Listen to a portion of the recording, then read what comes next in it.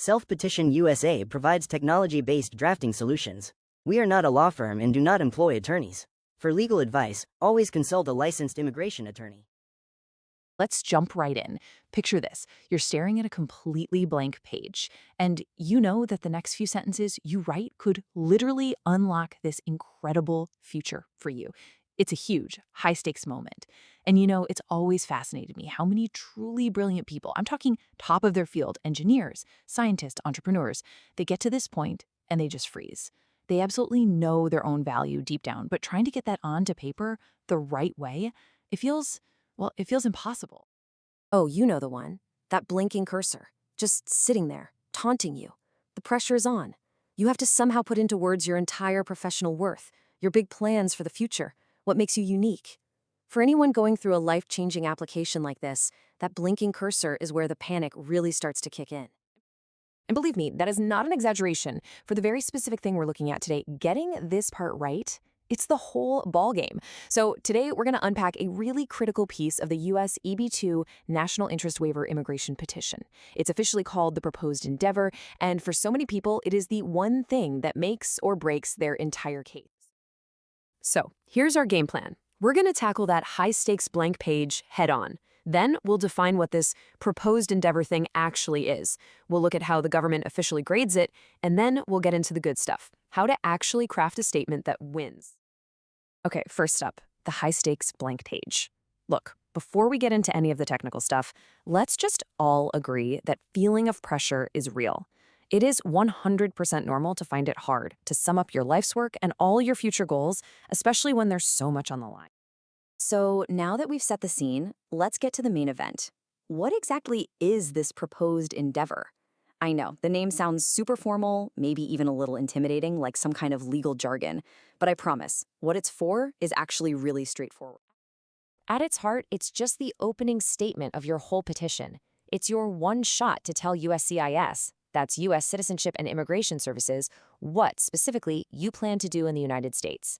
And here's the key. It's not about your past. It is all about your future. And this brings us to what is probably the single biggest mistake people make.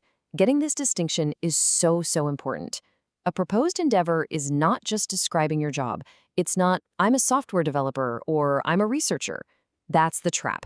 Instead, you have to zero in on a specific future plan, a really niche project, the actual concrete things you're going to do. The best way to think about it is like this. It is the thesis statement for your entire petition. Seriously, it's the one central argument you're making. And everything else you submit, all your evidence, your qualifications, those letters of support, all of it is just there to prove that one single statement is true. Okay, so if it's a thesis statement, how is it graded? Well, USCIS has a formal three-part test for this. It's often called the three-prong test, and this is the exact framework they use to decide if your plan is actually important enough for the United States. Let's just walk through these real quick. First prong, does your plan have substantial merit and national importance? Notice, they're judging the plan, not your job title. Second prong, are you the right person to actually make this happen? Are you well positioned to do it? And finally, the third prong. On balance, is it a good idea for the U.S. to just skip the usual job offer requirement for you? It all comes down to how strong and clear that initial plan is. So this begs the question, why do so many incredibly talented people get this part wrong? When you look at successful petitions, a really clear pattern emerges. It's a mindset trap. We all naturally just describe what we do every day, right? But the key is to stop describing your job and start framing it as a solution to a big national problem. And the difference is just it's night and day. Once you see it, it clicks. Look at the weak side. Delivering back-end services, providing IT support, these are just job descriptions. They're vague. Now look at the strong side. Creating AI phishing detectors for U.S. hospital networks, or designing a machine learning system to predict power grid failures. See? These aren't jobs, they're solutions. They identify a critical U.S. challenge and show how you're going to tackle it. It's the difference between saying, I drive a car, and saying, I'm developing autonomous vehicle tech to reduce highway deaths nationwide. Whole different level. How do you make that jump? How do you reframe what you do every day through this big national lens, especially when you feel stuck? Well, this is where we can actually get practical with some tools. To help with this exact problem, people have actually built AI-powered tools. The whole idea behind a generator like this is to help you brainstorm. to get you past that blank page fear and start seeing your work from angles you might not have thought of yourself. And using them is usually pretty simple. They often give you two ways to start. You can either choose from a bunch of pre-made profiles, which is great for just exploring ideas, or you can upload your own resume to get a draft that's much more specific and tailored to you. And then from there, you get to fine-tune it.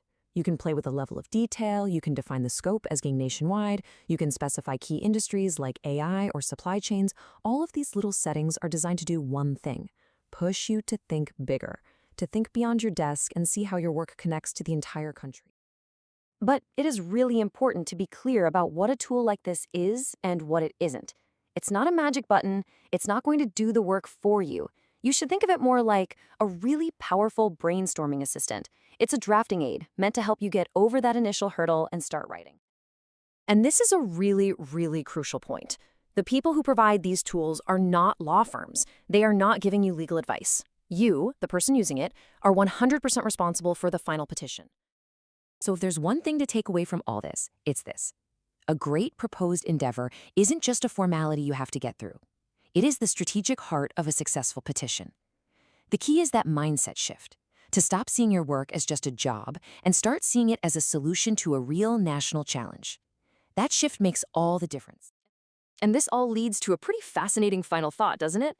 We're seeing AI here helping people with this kind of really crucial high-stakes communication. So it makes you wonder, what other complex, professional, or even personal challenges could AI help transform? And as these tools get even better, what does that mean for the role of human experts? It's definitely something to think about.